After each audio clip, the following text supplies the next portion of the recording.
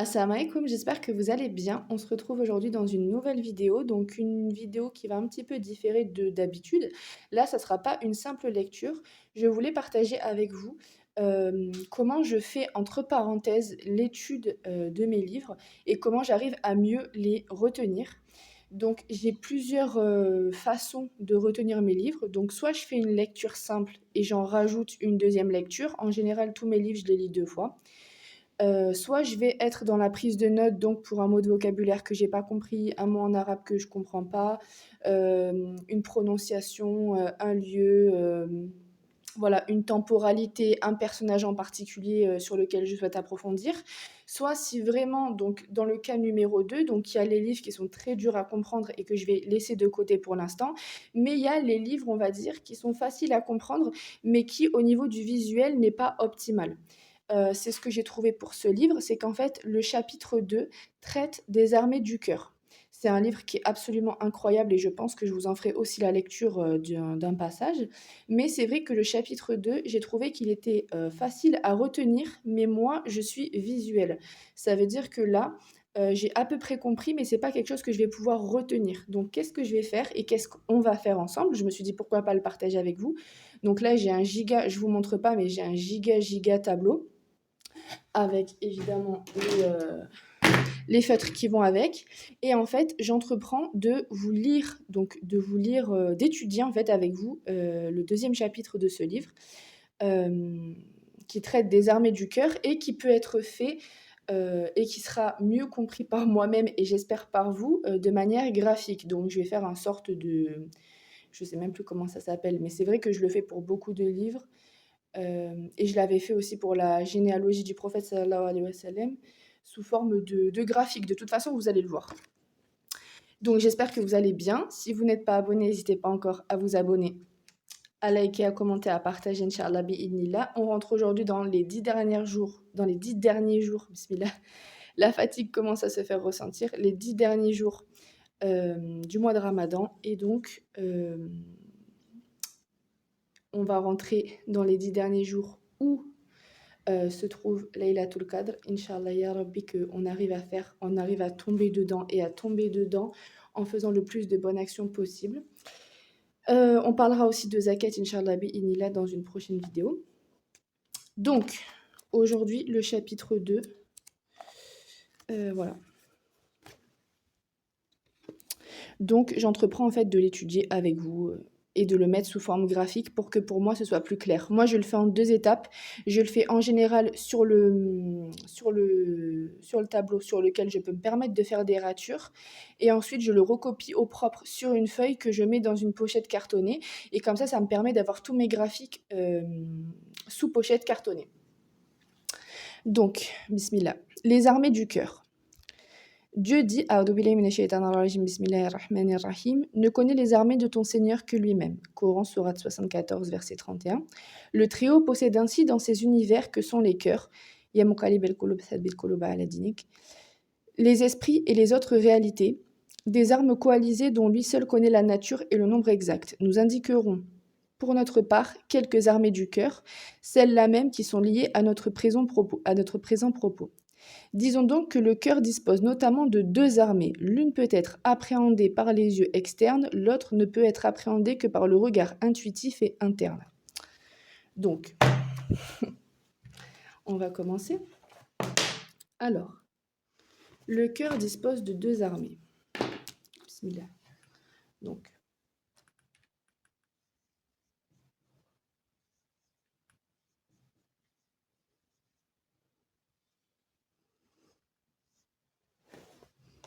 le cœur.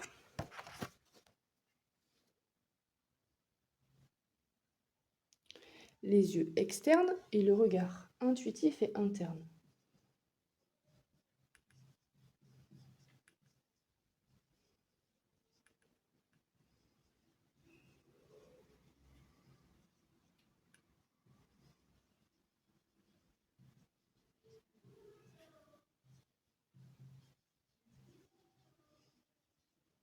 Ok.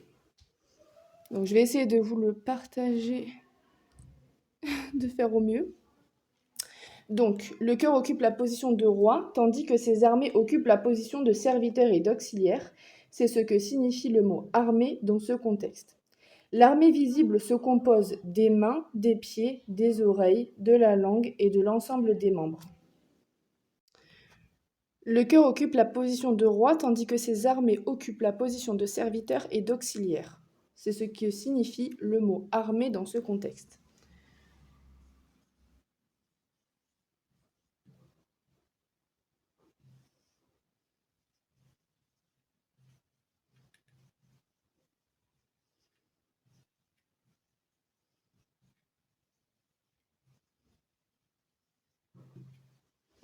Ok. L'armée visible se compose des mains, des pieds, des yeux, des oreilles, de la langue et de l'ensemble des membres, qu'ils soient apparents ou cachés, car tous sont au service et à la disposition du cœur. Celui-ci en use et les congédie comme bon lui semble. Les membres sont soumis au cœur par nature, ils ne peuvent aller contre sa volonté ou se rebeller contre lui. Donc, bismillah, ça va être un peu périlleux. Ça va être vraiment un peu périlleux, mais c'est pas grave. Bismillah. Donc, l'armée visible.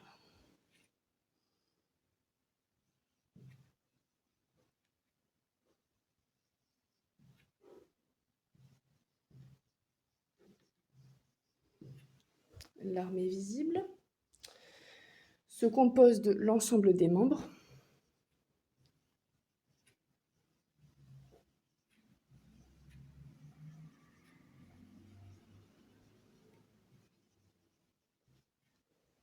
Voilà.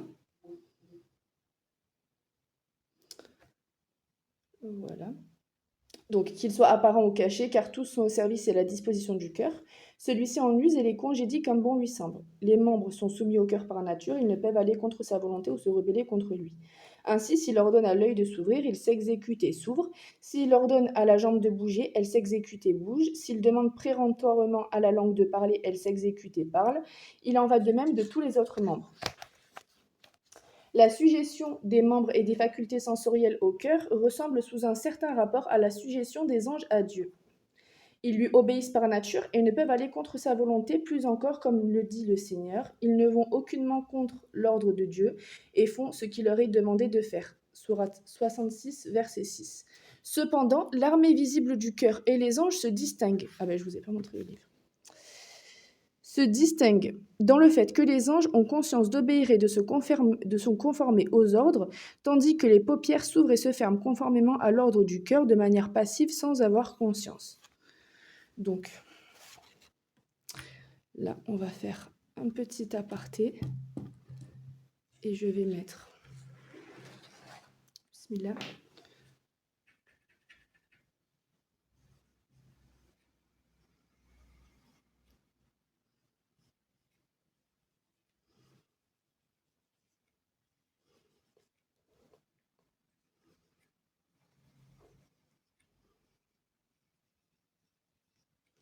Voilà.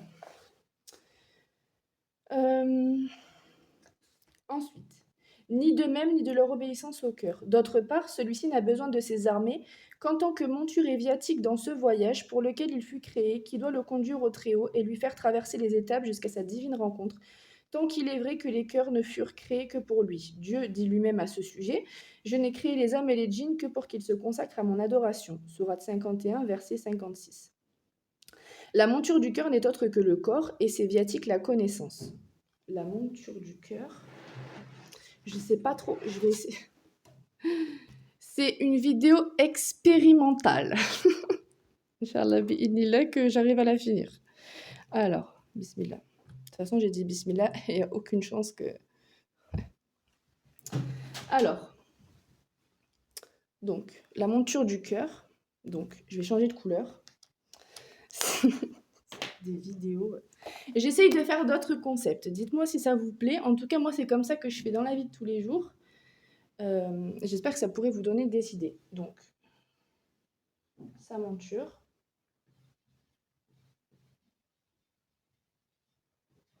C'est le corps.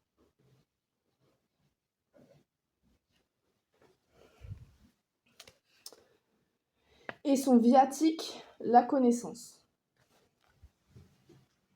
Bismillah. Même si je me trompe, au moins, je peux effacer.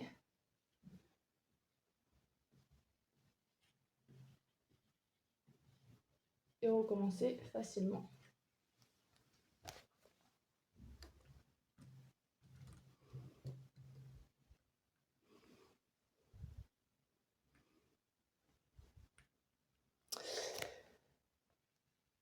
Quant aux secondes causes par lesquelles il accède à ce viatique et grâce auxquelles il peut en user, ce sont les bonnes œuvres.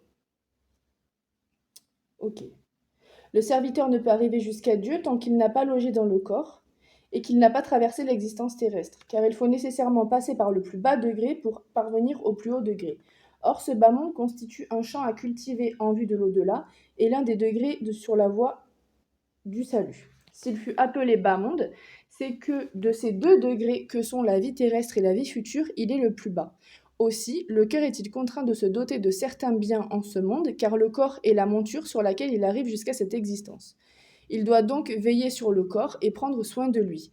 Et pour prendre soin de lui, il doit le pouvoir des aliments qui lui conviennent et subvenir à ses autres besoins, et il doit le préserver de tout ce qui lui est nuisible.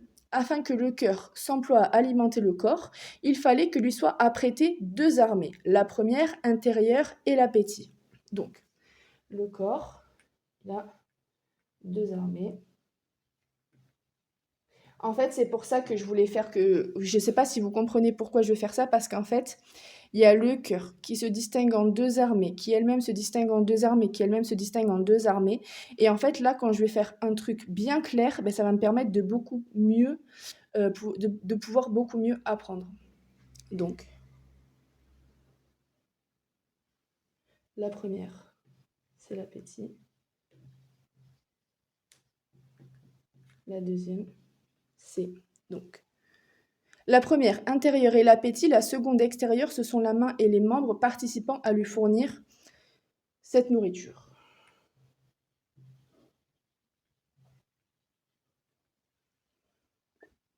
Aussi, les désirs correspondant à ce dont a besoin le cœur furent-ils créés, et les membres qui sont les instruments au service de ces désirs.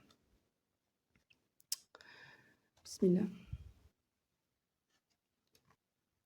Furent-ils créés également. Puis, afin de le préserver des nuisances, il dut avoir recours à deux autres armées. L'une est intérieure et il s'agit de la colère, par laquelle il repousse les dangers et se venge de ses ennemis. L'autre est extérieure et il s'agit des mains et des jambes, au moyen desquelles il agit selon ce que dicte la colère. Tout cela est extérieur, les membres étant comme des armes et d'autres choses semblables. Quiconque a besoin de se nourrir mais ne connaît pas ses aliments aura vainement faim et côtoiera les aliments qui lui conviennent sans en profiter. La connaissance a donc besoin, elle aussi, de deux armées. D'accord, donc là, il va falloir refaire. L'une intérieure est constituée de l'ouïe, de la vue, de l'odorat, du toucher et du goût. L'autre extérieure est composée des yeux, des oreilles, du nez. Donc, on reprend.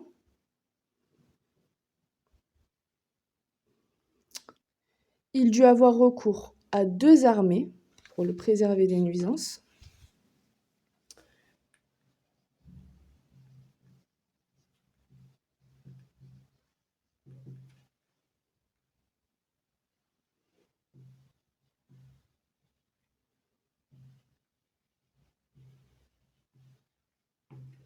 Deux armées.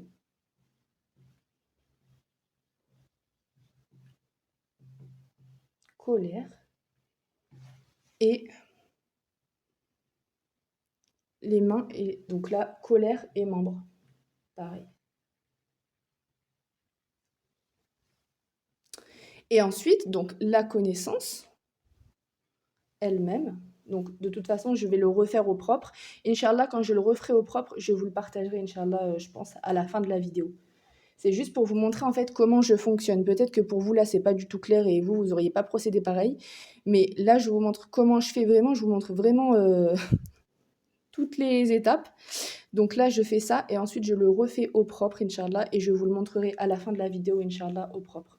Mais je me suis dit que je partageais ça avec vous pour que vous voyez comment j'arrive à faire quelque chose de beaucoup plus net par rapport à ce qu'il y a dans le livre. Donc, la connaissance, elle a besoin, elle aussi, de deux armées.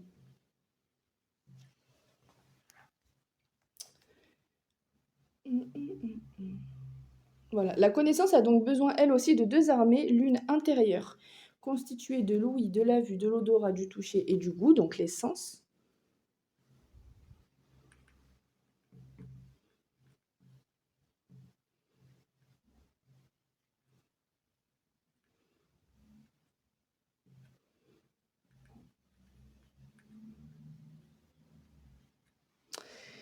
Et ensuite, l'autre extérieur est composé des yeux, des oreilles, du nez.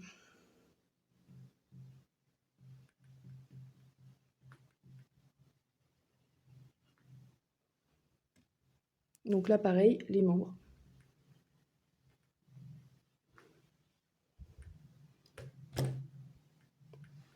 Ok.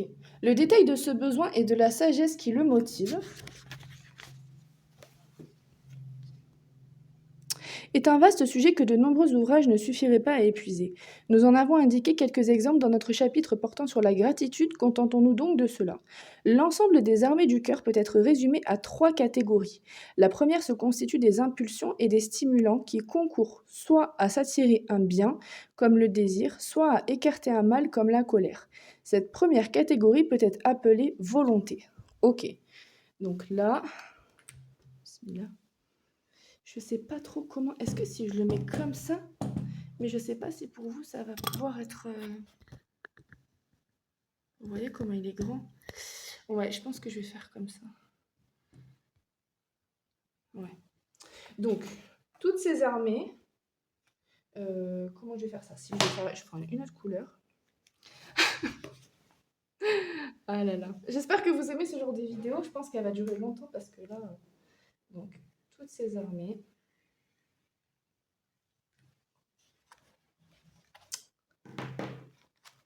Peut être résumée à trois catégories. 1, 2, 3. Donc, résumé à trois catégories. Alors, constituent les impulsions et les stimulants qui peut être appelés volonté.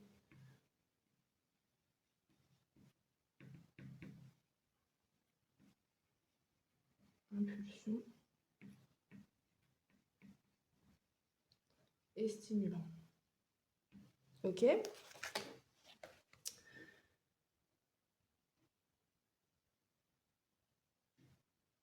La seconde catégorie correspond à ce qui fait mouvoir les membres en vue de parvenir à ses fins. Cette catégorie peut être appelée force. Donc, mouvoir les membres pour obtenir ses fins.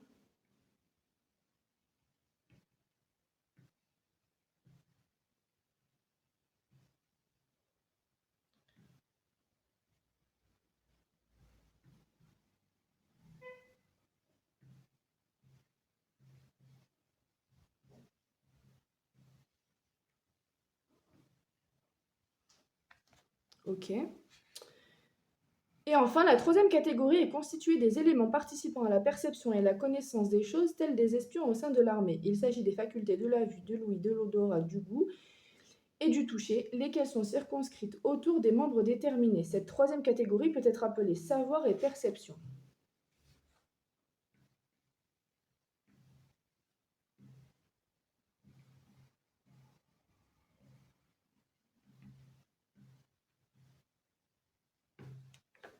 Ok. À chacune de ces armées intérieures sont associées des armées extérieures, les membres. Ceux-là sont composés de graisse, de chair, de nerfs, de sang et d'os, autant d'instruments à disposition de ces armées. La faculté de saisir avec force est le propre des doigts, la faculté de voir est le propre des yeux. Toutes les facultés correspondent ainsi à des membres. Ok. Mais notre propos n'est pas de recenser ces armées extérieures, c'est-à-dire les membres, car celles-ci appartiennent au monde terrestre et sensible. Notre propos est d'évoquer les armées invisibles par lesquelles ces armées extérieures sont assistées. Cette troisième catégorie, disons-nous, est des facultés de perception. Elle se divise en deux types de facultés, les facultés dont le siège est apparent, c'est-à-dire les cinq sens, et les facultés dont le siège est caché dans les cavités du cerveau. Ok. Donc, il y a une troisième catégorie Donc, vous me dites aussi si, selon les lectures que je fais, vous me dites aussi si vous pensez que j'ai juste ou si vous pensez que j'ai fait des erreurs. Je ne suis pas à l'abri de mal comprendre. Je ne suis pas un savant. Je fais avec les moyens de mes capacités, alhamdoulilah. Donc, de ce que j'ai compris, s'il y a une troisième catégorie, pour moi, la première, c'était tout ça. Pour moi, la deuxième, c'est ça. Et la troisième catégorie, donc là, on va le mettre là. Je ne sais pas si je ne vais pas retourner le... Je pense que je vais retourner. Vous savez quoi? Je vais le retourner. Voilà. Ça. De toute façon, ça sera recopié au propre. Ça, en fait, je fais avec vous le brouillon, en fait. Donc, la troisième catégorie. Troisième catégorie. Bismillah. Je ne vais pas prendre le vert parce qu'il écrit mal. Je vais prendre le bleu, je crois. Je crois que c'est le bleu qui écrivait bien ou c'était le... Non, c'est le vert qui... Bah c'est bizarre. Non, c'est pas grave, je vais prendre le bleu. Donc, troisième catégorie.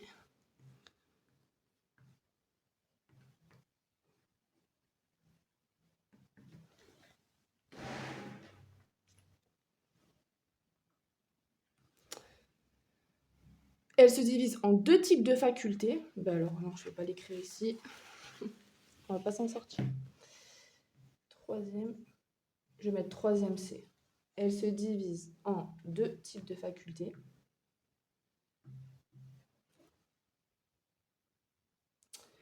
Faculté de perception.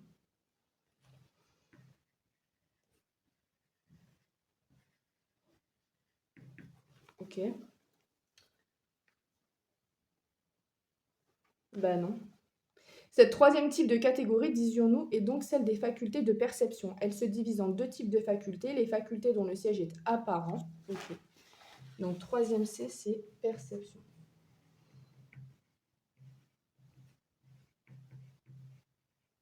Ok. Elle se divise en, voilà, donc siège apparent.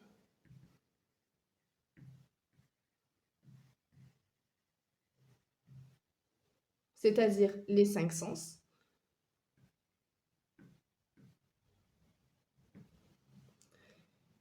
Et les facultés dont le siège est caché dans les cavités du cerveau.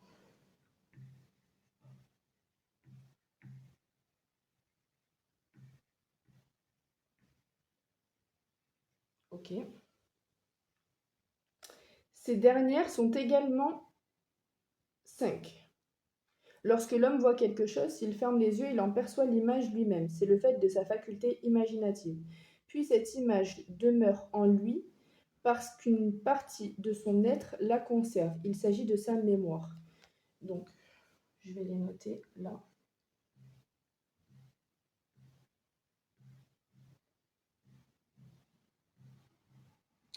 Donc,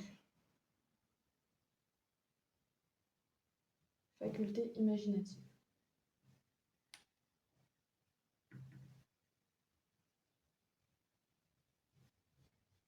Bon, j'écris mal, c'est pas grave. Puis cette image demeure en lui parce qu'une partie de son être la conserve. Il s'agit de sa mémoire. Il réfléchit ensuite sur ce qu'il a enregistré et associe les divers éléments mémorisés entre eux. C'est la faculté de réflexion.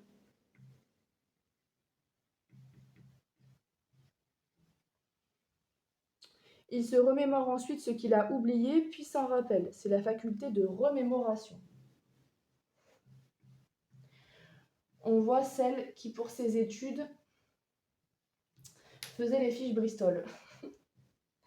Dites-moi les filles, si vous aussi vous faisiez les fiches Bristol, vous écriviez vos cours, vous faisiez les fiches Bristol et ensuite vous surligniez les fiches Bristol.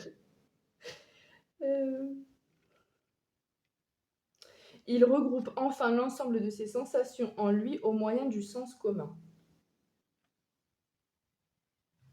Il y a donc à l'intérieur de l'homme un sens commun, une imagination, une faculté de réflexion, une faculté de remémoration et une mémoire. Ok, donc là on est bon. Ok. Si Dieu n'avait pas créé les facultés de mémoire, de réflexion, de remémoration et d'imagination, le cerveau en serait démuni, autant que le sont la main et le pied. Ces facultés sont donc également des armées intérieures, de même que leur siège est intérieur. Telles sont les armées du cœur. En dire davantage par le moyen d'exemples et de paraboles, de façon à en faciliter la compréhension aux intelligences limitées, demeurerait beaucoup de temps. Or, le présent ouvrage se veut utile aux intelligences vives et aux savants émérites. Nous nous forcerons cependant de faire comprendre aux gens de moindre intelligence ce qu'elles désignent par le biais de symboles, afin que le sujet reste pour eux abordable. Eh bien, on a fini. Après, on passe au chapitre 3 aussi, que j'aimerais bien vous lire, mais qui sera dans une autre vidéo. Comme on rentre dans les 10 derniers jours du mois de Ramadan, je ne ferai pas une vidéo par jour. En fait, je m'étais organisée pour faire une vidéo par jour, sauf qu'en fait, pour les 10 derniers jours, je ne les avais pas encore faites. Et tout compte fait, vous comprendrez bien que c'est les 10 derniers jours du mois de Ramadan et je préfère faire quelques vidéos. Et comme vous l'avez vu, j'essaye un petit peu d'améliorer là les miniatures. Je suis en train de travailler vraiment pour, on va dire, step up un petit peu la chaîne, faire d'autres concepts que juste de la lecture. Si vous êtes force de proposition et qu'il y a des types de vidéos concernant la lecture que vous aimeriez bien que je fasse, je suis preneuse dans les commentaires. Ça m'aiderait.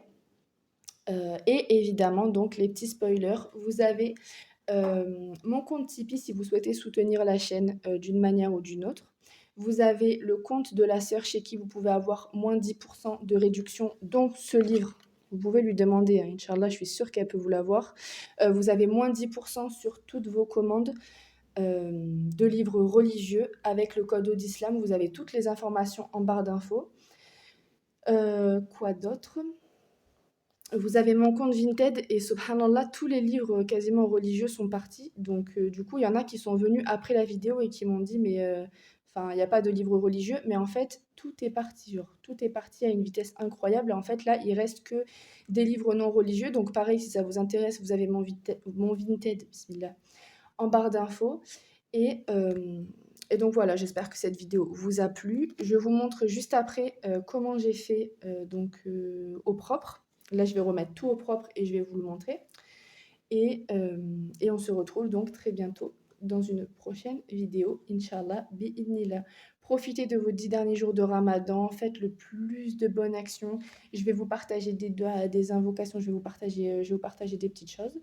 Et on se retrouve très vite dans une nouvelle vidéo. Salam alaikum. Bon, eh bien, on se retrouve un petit peu plus tard. Voilà ce que ça donne. Donc, le cœur et le roi. Il y a 3 parties, donc les yeux externes et le regard intuitif. La deuxième partie, le fait que son viatique est la connaissance qui elle-même a 2 armées, intérieure et extérieure, les sens et les membres.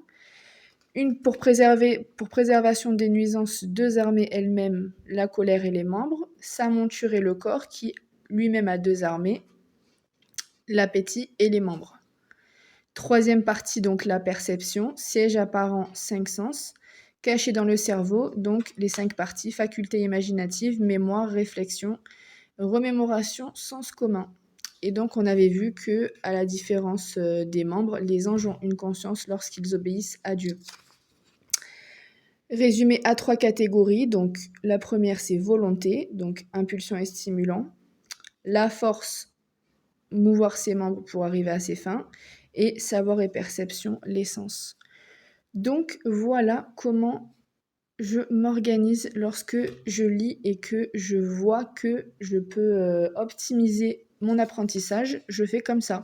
Et après, je mets ma feuille dans une pochette cartonnée et je garde ma pochette cartonnée et à chaque fois que je fais un petit graphique comme ça, un petit tableau comme ça, eh bien, je le mets dedans et du coup, ça me permet de réviser mes connaissances. Voilà, dites-moi, vous, si vous avez aussi des petites astuces comme ça m'intéresse. Et donc, j'espère que cette vidéo vous a plu et on se retrouve dans une prochaine vidéo très bientôt, Inch'Allah, bi'idnillah. Salam alaikum.